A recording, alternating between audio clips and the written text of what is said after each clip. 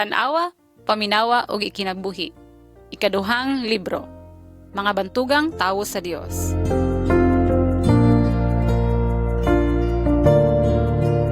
Maayong adlaw. Nakaila ba ka sa tinuod nga Dios? Isulti ko kanimo ang pipila ka mga tawo nga nakaila kaniya. Kini nga mga sugilanon gikan sa libro sa Dios, ang Biblia. Tan-awa ang mga hulagway sa orange nga libro samtang maminaw ka sa programa. Kayaw kalimot sa pagbalhin sa sunod nga hulagway kung makadungog kaniini nga musika.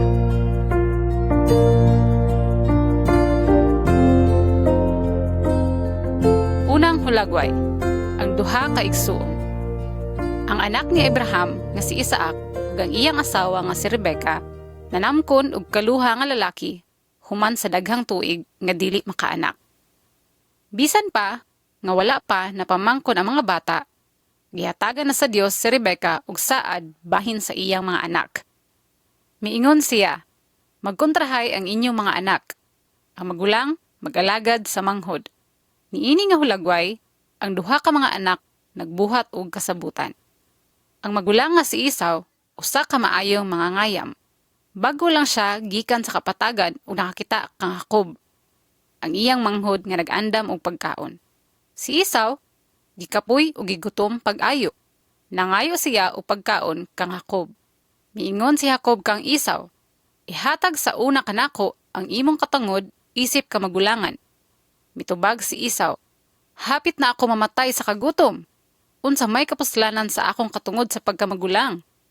Busa, iyang gibaligya ang iyang katungod sa pagkamagulang sa usa lamang kapagkaon. Sa dihang tigulang nakaayo si Isaac, ug nahibalo siya nga hapit na siya mamatay, iyang gitawag si Esau ug gisugo siya nga mangayam og usa ka ihalas nga mananap aron lutuon kini alang kaniya.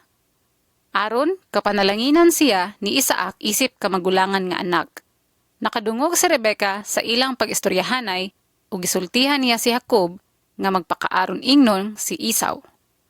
Nagluto siya og karne sa kanding ug gitabunan ang panit ni Jacob sa mga balahibo sa kanding ug gisuluban siya sa sinina ni Esau. Gisugo niya si Jacob nga dadon ng pagkaon ngadto kang Isaac. Gipaadto niya si Jacob kang Isaac uban sa giluto nga pagkaon. Misulti si Jacob ngadto kang Isaac nga siya si Esau. Hanap na ang pananaw ni Isaac tungod sa iyang katigulangon. Gihikap ni Isaac si Jacob kung siya bagayod si Esau.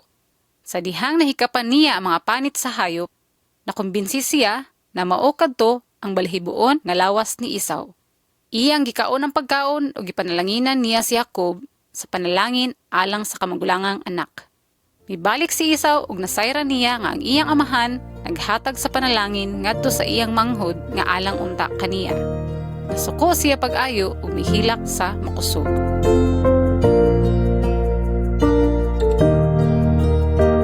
Kaduhang hulagway, ang damgo ni Jacob. Pagkahuman ni adtong adlaw, si Esau nagdumot kang Jacob. Gusto niyang patyon siya. Mao nga napugo si Jacob nga mibiya sa iyang Pinoy-anan. Sa pagkagabi, mahigda siya daplin sa dalan ug nakatulog. Ug nagdamgo siya. Nakakita siya og hagdanan nga nag-abot gikan sa yuta hangtod sa langit ug ang mga anghel sa Dios nga nagsaka og panaog niini. Nagtindog ang Dios sa ibabaw sa hagdan ug mingon kaniya, "Ako mao ang Ginoo, ang Dios sa imong amahan nga si Abraham ug ang Dios ni Isaac. Ihatag ko kanimo ug sa imong mga kaliwat ang yuta nga imong gihigdaan. Mudaghan ang imong mga kaliwat sama sa abog sa yuta. Ang tanang mga tawo sa yuta mapanalanginan pinaagi kanimo ug sa imong kaliwat. Ako maguban kanimo ug magbantay kanimo bisan asa ka moadto. Ug dadon ko ikaw pagbalik dinhi niini nga yuta. Dili ko ikaw biyaan, hangtod matuman ko ang akong gisaad kanimo." Gihigugma sa Dios si Jacob, bisan pa sa wala pa siya matawo. Gipili siya o gihatagan siya o pinasahi nga saad, o gipanalanginan siya. Dili tungod sa bisan unsa nga gibuhat ni Jacob, apan tungod kay mao kini ang gusto buhaton sa Dios. Adunay gahom ug awtoridad ang Dios nga buhaton ang bisan unsa nga gusto niya.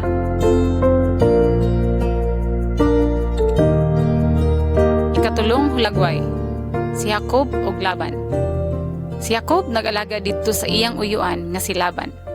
Gusto usab niya nga minyuan ang manghod nga anak ni Laban, si Raquel. Miingon si Jacob kaniya, "Moalagad ako ngadto kanimo og 7 ka tuig kung ihatag mo kanako si Raquel." Miuyon si Laban.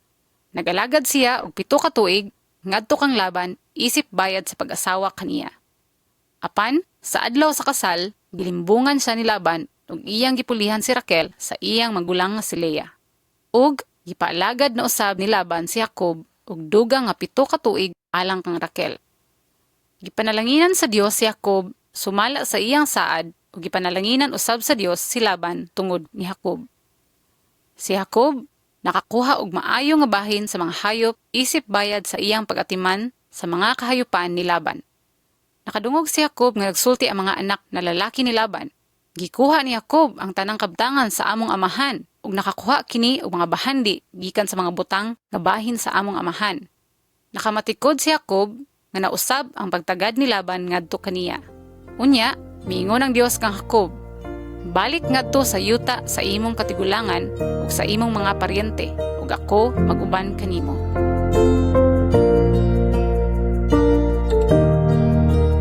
Kaupat nga hulagway. Nakikita ang Dios kang Jacob. Gusto ni Jacob nga mobalik sa iyang Pinoy-anan apan hadlok siya kang Esau. Usa ka gabi, samtang si Jacob nagpanaw paingon sa iyang Pinoy-anan, usa ka tawo ang miduol kaniya. Nakigbugno siya kang Jacob hangtod sa pagsubang sa adlaw. Sa hapit na musubang ang adlaw, napiangan sa tawo sa dapi-dapi si Jacob. Miingon siya kang Jacob, "Buhi ako, kay hayag na." Apan mitubag si Jacob, "Dili ko ikaw buhian hangtod nga panalanginan mo ako." Busa, miingon ang tawo kang Jacob, "Dili na ikaw tawgon nga Jacob, kundili Israel na." Nakigbugno ka sa Dios ug sa mga tawo ug nakadaog ka. Ug didto siya gipanalanginan. Unya miingon si Jacob, "Nakita ko ang Dios sa nawong ug wala ako maunsa." Nakig-uli si Israel sa iyang igsuon nga si Esau ug mibalik siya sa iyang Pinoy-anan nga malinawon. Nahimo siya nga amahan sa usa ka dakong nasod nga mga tawo nga nagsimba sa Dios.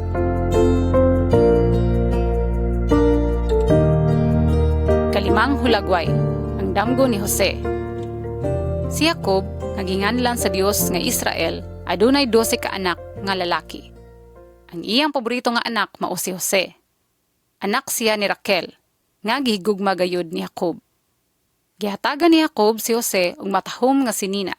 Nasina ang mga igsuon ni Jose kaniya. Usa ka gabi, si Jose nagdamgo og iya kining gipahibalo sa iyang mga igsuon. "Paminawa kini nga damgo nga akong nakita. Nag-abot kita sa mga bukid o naghigot sa mga uhot sa trigo. Ug galit ang akong uhot mitindog og nagpabilin nga tulid. Samtang ang inyo mga uhot nagtapok palibot sa akong bugot ug nagpaubos niini."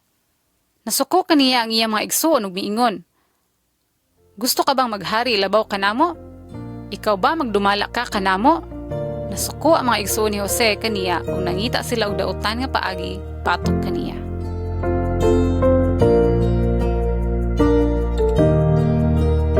Ikaunom nga hulagway.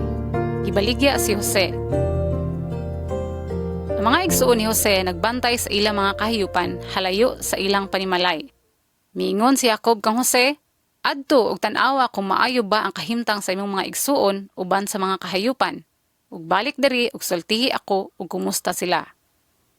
Sa dihang nakita sa mga igsuon ni Jose nga nagpadulong siya ngadto kanila, nagplano sila nga patyon siya.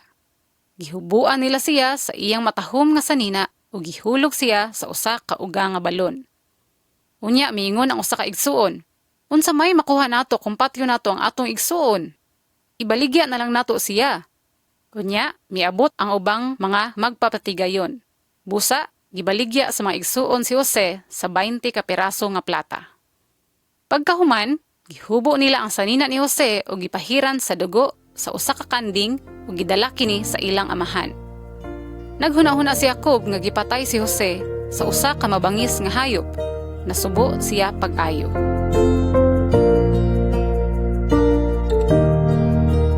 Ikapito nga hulagway.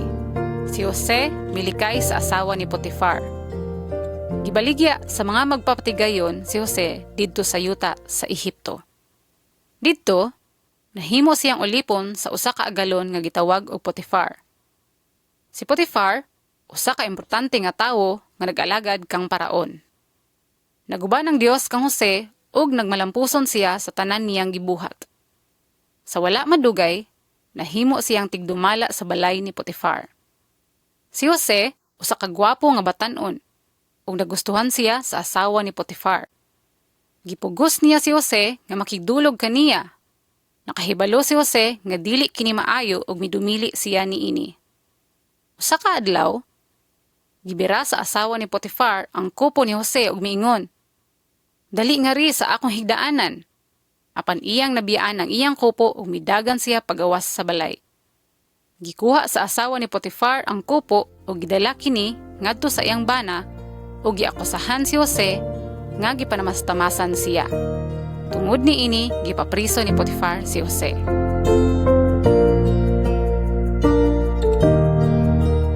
Ikawalo nga hulagway.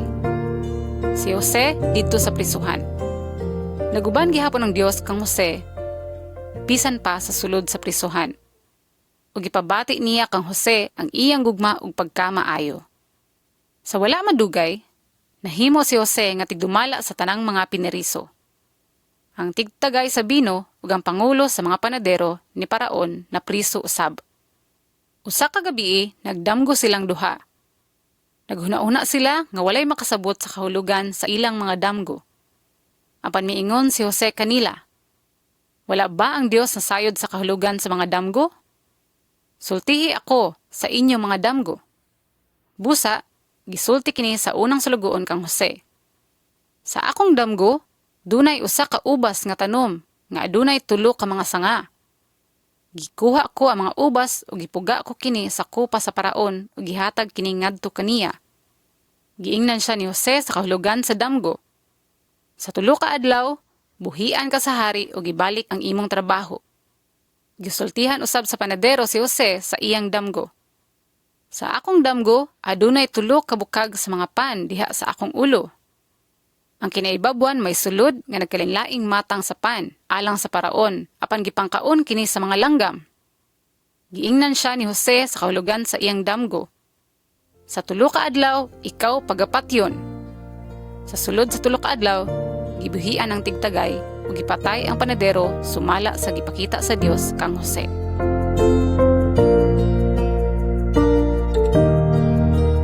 Ikasiyam nga hulagway. Ang damgo sa Paraon. Si Jose nagpabilin sa prisuhan sulod sa duha pa ka tuig. Unya, usa ka gabi ni ana, ang Paraon nagdamgo usab. Nakita siya og 7 ka mga tambok nga baka nga nagbarog daplin sa suba. Unya, may 7 ka mga payat nga mga baka ang mitungha gikan sa suba. Ug gilamoy nila ang 7 ka mga tambok nga baka. Walay makasabot sa Paraon sa kahulugan sa iyang damgo. Ang tigdagay sa bino ni Paraon nga napriso, misulti kaniya bahin kang Jose. Gipakuha sa Paraon si Jose gikan sa prisuhan. Gisultihan ni Jose si Paraon sa kahulugan sa iyang damgo. Gipadayag sa Dios kung unsa ang iyang buhaton. Adunay 7 ka tuig nga maayo ang ani ug daghan nga pagkaon sa Ehipto. Pagkahuman niini, adunay 7 ka tuig nga kagutom. Pangita ug usa ka maalamon nga tawo ug ipadumala kaniya ang yuta sa Ehipto. Padtua ang maong tawo ug ang mga opisyal aron pagkolekta og bahin sa mga ani gikan sa tibuok yuta sa panahon sa 7 ka tuig nga maayo ang ani ug tiguma kini para sa 7 ka tuig nga kagutom sa yuta. Nakita sa hari nga ang Espiritu sa Dios anaa kang Jose. Busa gihimo siya nga magdumala sa tibuok yuta sa Ehipto. Kanapulo nga hulagway. Ang pagdumala ni Jose sa Ehipto. Sa sulod sa 7 ka tuig nga maayo ang ani sa Ehipto, nagtipig si Jose og daghang mga ani. Sa dihang miabot ng 7 ka tuig nga kagutom, iyang gibaligya ang mga ani sa mga tawo sa Ehipto. Niabot usab ang kagutom sa tibuok kayutaan sa Kanaan. Busa, miadto ang napulo ka mga magulang nga igsuon ni Jose aron pagpalit og pagkaon dito sa Ehipto. Wala sila makahibalo nga ang tigdumala mao si Jose. Apan siya nakaila kanila. Giakusahan niya sila nga mga espiya o gisulod sila sa prisuhan. Pagkahuman sa 3 ka adlaw, miingon siya kanila, aron mapamatud-an nga kamo tinuod nga mga tawo, kinahanglan nga dad-on ninyo ang inyong kamanghurang igsuon nga inyong gisulti dinhi kanako. Ipabili niya ang usa sa mga igsuon sa prisuhan ug gitugutan ang uban nga magdala og mga pagkaon ngadto sa ilang pamilya.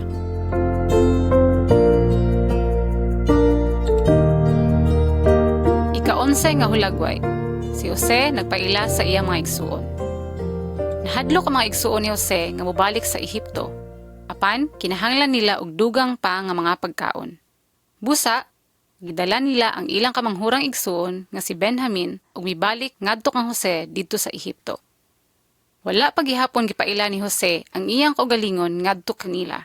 Gibaligya niya kanila ang mga pagkaon apan miingon siya sa usa sa iyang mga sulugoon nga ibalik ang ilang salapi sa ilang mga sako ug gitago ang iyang plata nga tasa sa sulod sa sako sa kamanghurang igsuon. Pagbiya nila aron mapauli, gipadala ni Jose ang iya mga sulugoon aron akusahan sila nga nangawat kaniya. Dayon, mibalik ang mga igsuon sa balay ni Jose. Didto, silang tanan miyukbo sa tubangan ni Jose, sama sa mga uhot sa trigo sa damgo ni Jose sa milabay nga mga panahon. Ug nagpakiluoy sila. Nagsugod paghilak si Jose ug dili na niya mapughan ang iyang gibati. Miingon siya kanila, ako, mao ang inyong igsuon nga si Jose, nga inyong gibaligya ngadto sa Ehipto. Naghilak ug gigakos niya si Benjamin uban sa iyang mga igsuon. Naghatag si Jose kanila ug sa ilang amahan ug dagkong mga gasa. Miingon siya kanila nga mobalik sa Ehipto ug dad-on ang ilang pamilya ug ilang amahan uban kanila. Mipauli ang mga igsuon sa ilang panimalay ug gisultihan ang ilang amahan. Buhi pa si Jose. Siya mao ang nagdumala sa tibuok yuta sa Ehipto.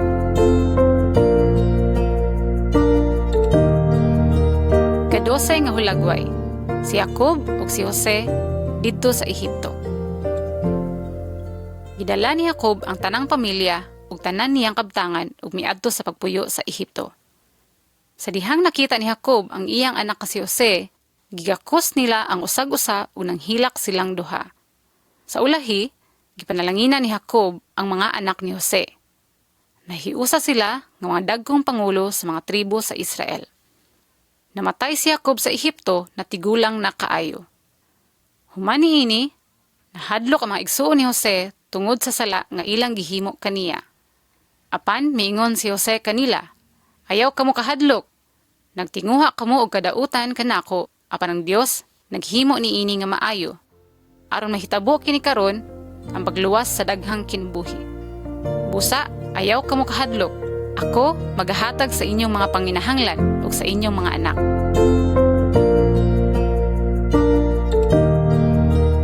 Ika-13 nga hulagway, ang bata nga si Moises. 3 katuig pagkahuman ni Jose, natawo si Moises sa Ehipto. Nahimong dakong nasod ang mga Israelita. Nagsugod ang hari sa Ehipto nga mahadlok kanila ug nagsugod sa pagtratar kanila og dautan. Gipugos niya sila sa pagtrabaho isip mga ulipon. Nagmando usab siya nga patyon ang tanan nga mga batang lalaki sa Israel. Apan sa dihang natawo si Moises, gitaguan siya sa iyang inahan. Sa pagkadako na sa bata, gibutang siya sa usa ka bukag ug gitago siya sa mga tanom daplin sa suba. Ang anak nga babayi sa paraon miadto aron sa pagligo sa suba. Didto, iyang nakita ang bukag nga adunay bata nga si Moises. Misugod sa paghilak si Moises. Naluoy ang anak nga babayi sa hari sa bata. Busa, nagdesisyon siya nga iyang atimanon ug himuon nga iyang anak ang bata. Nagtubo si Moises sa palasyo ni Paraon. Nakaton siya sa tanang paagi sa mga Ehiptohanon ug nahimong usa ka halangdon nga tawo.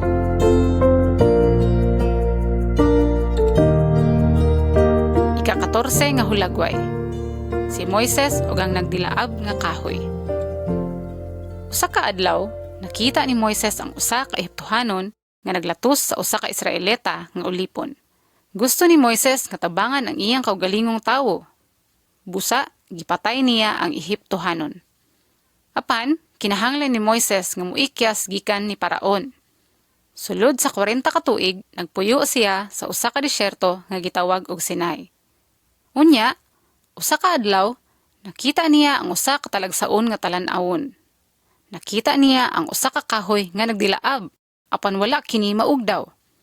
Nagsulti ang Dios kang Moses gikan sa nagdilaab nga kahoy. Nakita ko kung giunsa pagdaog-daog nga akong mga tawo. Ipadala ko ikaw ngadto sa Ehipto aron ikaw mugiya sa akong mga katawhan gawas gikan sa maong nasod.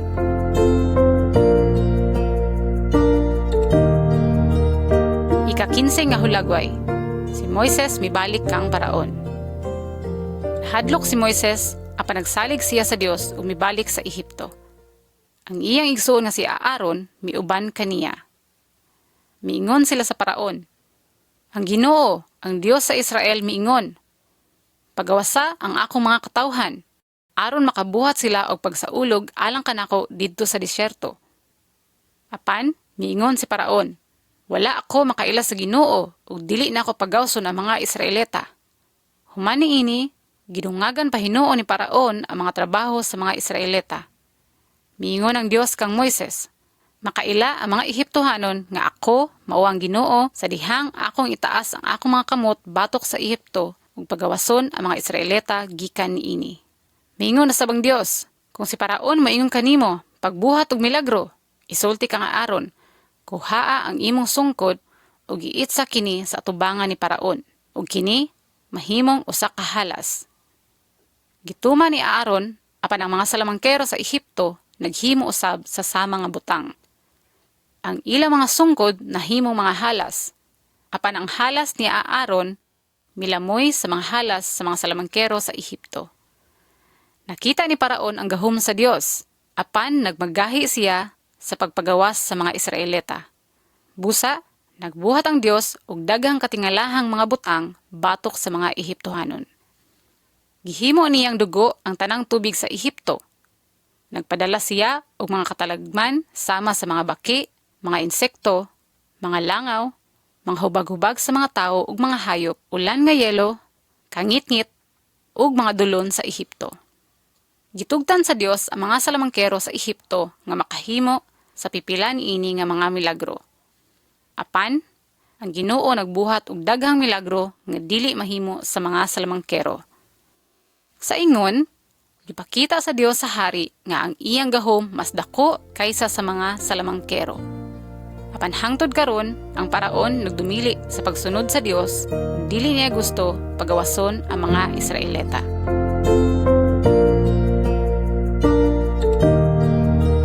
Ika-16 nga hulagway. Ang halad nga karnero.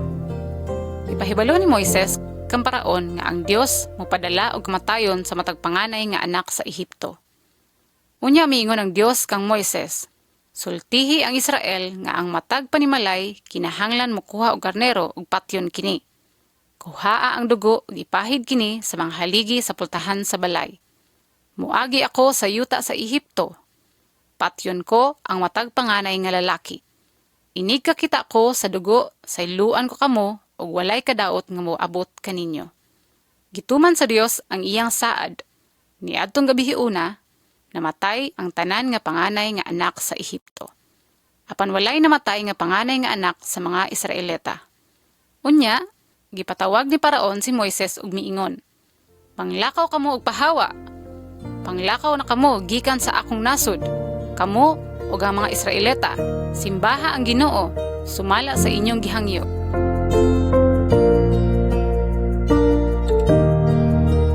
Ika-17 nga hulagway, ang pagtabok sa dagat. Gidala ni Moises ang mga tawo sa Israel gikan sa Ehipto. Ang Dios miadto sa ilang atubangan, pinaagi sa usa ka haligi sa panganod sa adlaw ug usa ka haligi sa kalayo sa gabi. Sa dihang nakahibalo si Paraon nga ang mga Israelita miikyas, nasuko siya og ang uban pang mga Ehiptohanon tungod kay nakahibalo sila nga wala na sila'y mga ulipon. Busa, gigukod ni Paraon uban sa iyang kasundaluhan ang mga Israelita aron mobalik sila. Ang mga Israelita miabot sa usa ka dakong dagat nga dili nila matabok.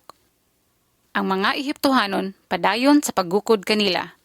Dili na sila makaikyas, miingon si Moises sa mga Israelita. Ayaw kamo kahadlok pag maligon ug makita ninyo kung unsa ang buhaton sa Ginoo aron maluwas kamo. Ang mga Ehiptohanon nga inyong nakita karon dili na ninyo makita pag-usab. Unya, gitunga sa Dios ang dagat ug ang mga Israelita nakatabok sa dagat sa ugang nga yuta. Ang mga Ehiptohanon nisulay sa pagsunod kanila apan ang tubig mibalik ug nagtabon kanila. Ang tanan nga mga Ehiptohanon nalunod ug ang mga Israelita naluwas.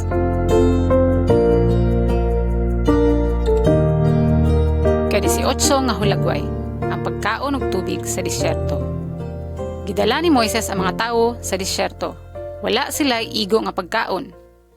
Busa, nagbagulbol sila batok kang Moises, Aaron ug sa Ginoo. Matag gabii, nagpadala ang Dios og mga gagmay nga mga langgam aron makakaon ang mga tawo. Matag buntag, ang mga gamay nga bahin nga sama sa pan gikan sa langit nga migula sa yuta. Gitawag kini sa mga tawo nga mana. Sa dihang wala nay tubig, nakiglalis pag-usab ang mga Israelita kang Moises. Miingon si Moises kanila, "Nganong makig-away man kamo kanako? Nganong nga inyong gisulayan ang Ginoo?" Nagampo si Moises sa Dios ug mitubag ang Dios kaniya. "Kuhaa ang imong sungkod ug bunali ang bato, ug migawas ang tubig para makainom ang mga tawo." Ug nahitabo kini. Sulod sa 40 ka tuig, gipakaon ug giatiman sa Dios ang mga tawo sa Israel sa disyerto.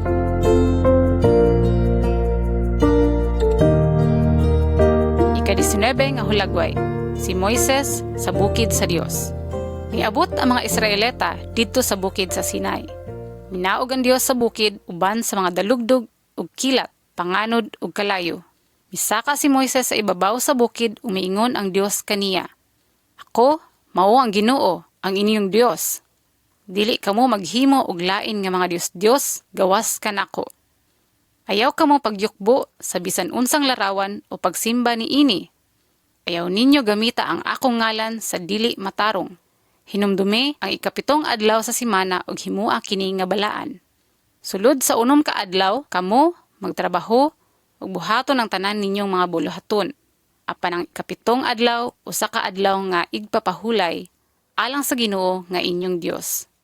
Niini nga adlaw dili kamo magtrabaho, kay sa 6 ka adlaw gihimo sa Ginoo ang langit ug ang yuta, ang dagat ug ang tanan nga mga anaa niini. Apan nagpahulay siya sa ika-7 adlaw. Busa, ang Ginoo nagpanalangin sa ika-7 adlaw ug gihimo kini nga balaan. Tahura ninyo ang inyong amahan ug inahan. Ayaw pagpatay, ayaw pagpanapaw, ayaw pagpangawat, ayaw pagpasangil o pagsulti og bakak ngadto ni bisan kinsa. Ayaw tinguhaa ang mga butang nga gipanag-iya sa uban. Gisulat sa Dios kini nga mga balaod ug uban pang mga sugo sa mga papan sa bato ug gidala kini ni Moises gikan sa bukid ngadto sa tanan nga mga tawo aron magtudlo kanila. Karon, ang mga balaod sa Dios makita nato sa iyang pulong, ang Biblia.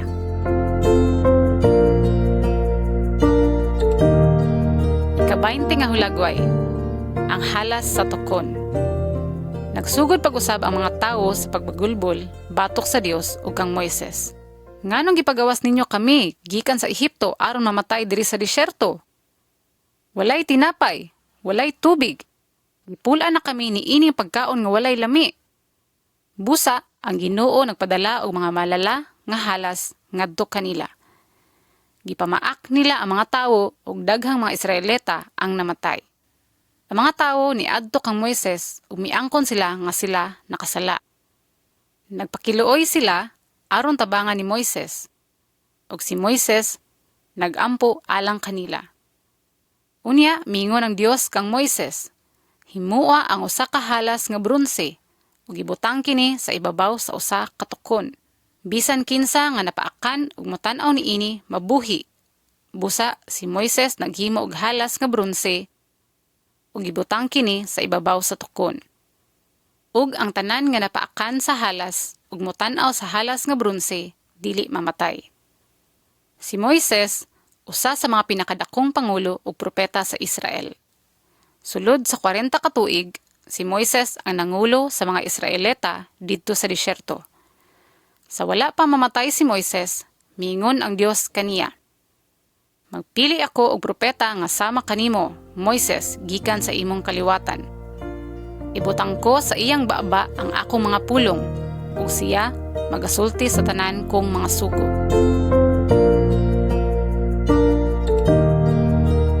Ika-21 nga hulagway. Gipakaon ni Jesus ang mga tawo. Sa daghang mga tuig, nangita ang mga tawo sa Israel sa lain nga propeta nga sama ni Moises. Sa katapusan, natawo si Hesukristo sa yuta sa Israel.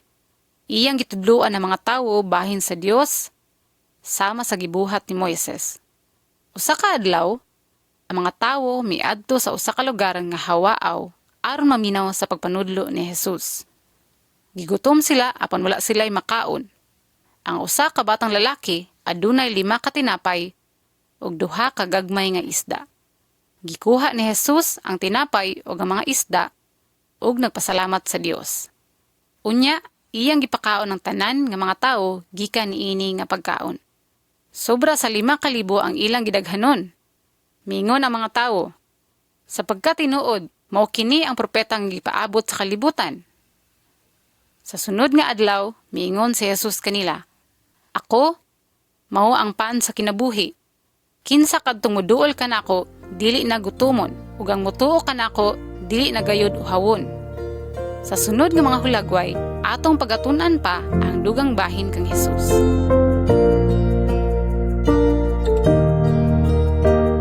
Ika-22 nga hulagway. Si Jesus nakigsulti kang Moises. Usa ka adlaw, gidala ni Jesus ang 3 sa iyang mga tinun-an sa usa ka bukid aron magampo. Sa pagampo ni Jesus, ang iyang nawong mianag sama sa adlaw ug ang iyang mga sinina na himong puti sama sa kahayag. Dayon, si Moises ug si Elias mitungha sa ilang atubangan. Si Moises ug si Elias, mga propeta sa Dios nga nangabuhi daghang katuigan sa wala pa miabot si Jesus. Si Moises ug si Elias nakigistorya kaniya bahin sa umaabot niyang kamatayon. Ang 3 ka mga tinunan ni Jesus nakadungog kanila nga nagistoryahanay. Unya, usa ka hayag nga panganod ang mitabon kanila. Ang tingog sa Dios gikan sa panganod miingon, Kini ang akong anak nga akong gihigugma, nahimuot ako kaniya, paminawa siya. Sa pagkahuman sa tingog, ang mga tinunan nakakita lamang kang Jesus.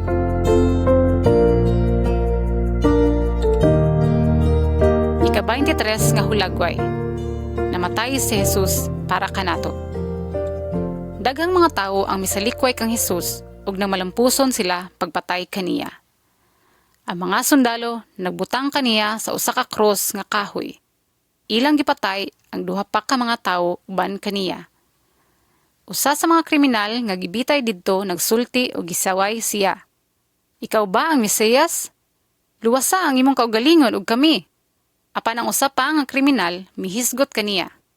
Wala ka ba mahadlok sa Dios? Kita nakasala sa atong mga binuhatan. Apan kining tawhana, wala magbuhat og bisan unsa nga sayop. Miingon siya, Jesus, hinumdumi ako kung mosulod ka sa imong gingharian. Si Jesus mitubag kaniya. Sa tinuod, isulti ko kanimo. Karong adlaw, ikaw uban ka nako didto sa paraiso. Ang Dios kanunay nga nangandoy sa usa ka suod ug mahigugmaong relasyon uban kanato. Diin siya nagapanalangin kanato ug kita nagahatag og dungog kaniya sa tanan natong buhaton. Apan kitang tanan misupak sa Dios. Kitang tanan angay sa silot sa Dios. Apan ang Dios nahigugma sa tanang tawo. Mao nga iyang gipadala si Jesus aron kuhaon ang silot alang sa atong mga sala. Si Jesus miingon, walay makakuha sa akong kinabuhi, apan akong kabubuton nga ihatag kini. Aduna ako'y gahom sa paghatag niini o gahom sa pagkuha pag-usab niini. Si Jesus naghimo niini pinaagi sa pagpakamatay sa krus ug pagkabanhaw gikan sa mga patay. Sa paghimo niini, iyang gibuntog ang tanang espirituhanong persa nga nagakontra kanato. Iyang gipasundayag sila sa publiko pinaagi sa iyang kadaugan batok kanila sa krus. Busa kita makahimo nga moadto sa presensya sa Dios ug modawat kaniya. Gihatagan kita gahom aron mabuhi sa usa ka kinabuhi nga nagahatag og dungog ug kalipay sa Dios. Sa panahon ni Moises, ang dugo sa karnero gipatik sa pagpanalipod sa mga Israelita gikan sa paghukom sa Dios sa kamatayon. Sa samang paagi, si Jesus, ang karnero sa Dios, midawat sa atong mga sala ug namatay isip halad alang kanato. Siya ang naginusarang angayan nga halad sa atubangan sa Dios alang sa atong mga sala. Ug siya gihapon hangtod karon. Ang iyang gipatik nga dugo nagapanalipod kanato gikan sa walay katapusang paghukom sa impierno gikan sa Dios. Ang Biblia nagasaysay nga sa sama nga paagi nga si Moises gipataas ang bronseng halas sa tukon, kinahanglan usab si Jesus nga itaas sa cross aron ang tanang nagatan-aw kaniya ug nagatuo kaniya mahimong maluwas ug makawaton sa kinabuhi nga walay katapusan. Kay ang Dios nahigugma sa kalibutan ug iyang gihatag ang iyang bugtong anak aron si bisan kinsa nga motuo kaniya dili mamatay apan makabaton sa kinabuhi nga walay katapusan.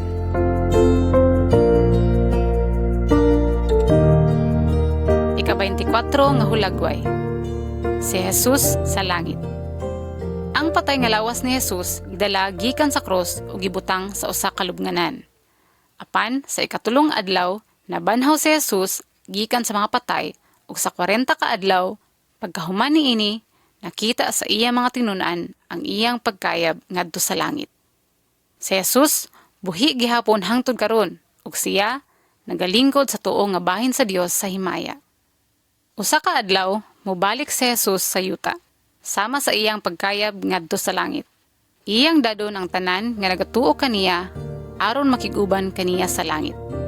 Andam ka na ba sa paguban kang Jesus?